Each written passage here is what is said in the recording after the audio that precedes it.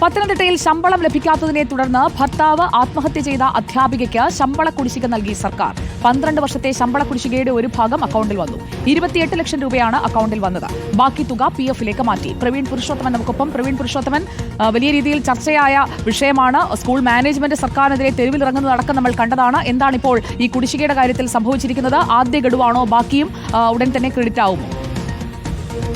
സുജിയ, Pathanamthitta Ranni നാരായണമൂടി saint Joseph ഹൈസ്കൂളിലെ അധ്യാപികയ്ക്കാണ് 12 വർഷത്തെ ശമ്പള കുടിശ്ശിക ലഭിക്കാനുണ്ടായിരുന്നത്. ഇവർ ഈ ഒരു വിഷയവുമായി ബന്ധപ്പെട്ട് ഹൈക്കോടതിയെ സമീപിക്കുകയും ഹൈക്കോടതിയിൽ നിന്നും അനുകൂല ഉത്തരവ് സമ്പാദിക്കുകയും ചെയ്തിരുന്നു. അത് 2025 ജനുവരി മാസത്തിനകം ഈ കുടിശ്ശിക തീർക്കണമെന്ന ഒരു ഉത്തരവാണ് ഹൈക്കോടതി ഇട്ടിരുന്നത്. പക്ഷേ ഹൈക്കോടതി ഉത്തരവ് വന്ന് മാസങ്ങൾക്ക് ശേഷവും ഈ അധ്യാപികയ്ക്ക് ശമ്പള കുടിശ്ശിക ലഭിച്ചിരുന്നില്ല.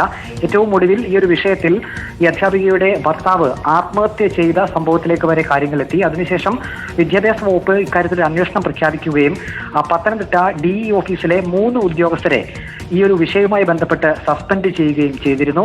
അതിനുശേഷമാണ് ഈ ശമ്പള കുടിശ്ശിക ലഭിക്കുന്നതിനുള്ള തുടർ നടപടി പത്തനംതിട്ട DE ഓഫീസിന്റെ ഭാഗത്തു നിന്നും ഉണ്ടായത്. ഏതായാലും ഇപ്പോൾ 12 വർഷത്തെ ശമ്പള കുടിശ്ശികയുടെ ഒരു ഭാഗം ഈ അധ്യാപികയുടെ അക്കൗണ്ടിലേക്ക് ഇപ്പോൾ വന്നിട്ടുണ്ട്. 29 ലക്ഷം രൂപ അക്കൗണ്ടിൽ വന്നു. ബാക്കി തുക PF-ലേക്ക് മാറ്റി എന്നാണ്.